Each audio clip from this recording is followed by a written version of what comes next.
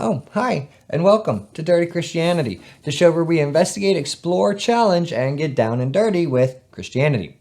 My name is Alex, and on this episode of 3-Minute Theology, we are going to take a look at another angle of the question, how does our faith influence the content that we consume?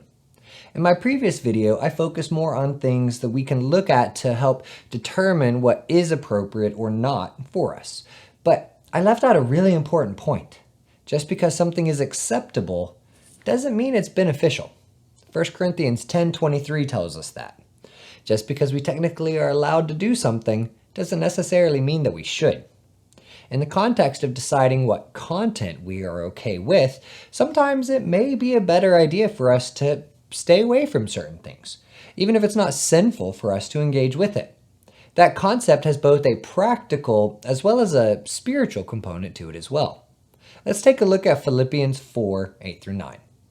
Finally, brothers and sisters, whatever is true, whatever is noble, whatever is right, whatever is pure, whatever is lovely, whatever is admirable, if anything is excellent or praiseworthy, think about such things. Whatever you have learned or received or heard from me or seen in me, put it into practice, and the God of peace will be with you. There are some people who take this passage to be a hard and fast rule. Don't think about anything or consume any content that doesn't fit this criteria. For me personally, that is taking it a little too far.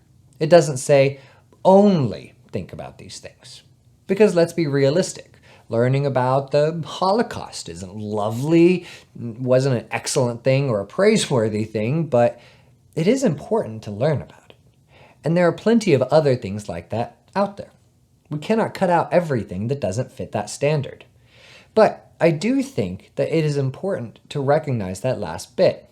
The God of peace will be with you. Now, God is always going to be with us. Let's make that real clear right now. But the spirit of peace that God brings to us may not always be unless we seek it out. Let's be honest. The world is a messed up place. There's a lot of disasters and chaos and anxiety-inducing things going on. And the media that we choose to relax with is often filled with more negativity and stress. And as the famous saying goes, garbage in, garbage out.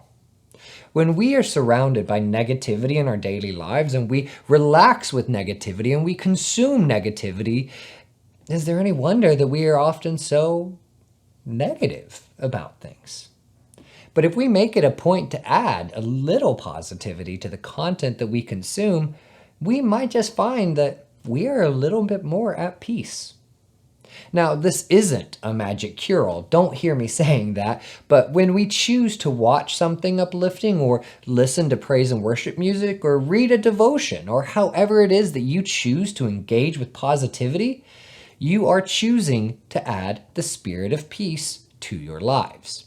And in a world that is so consumed by violence and chaos, a little bit of peace in our diet may be just what the doctor ordered. Thanks for watching. All right, now where was that?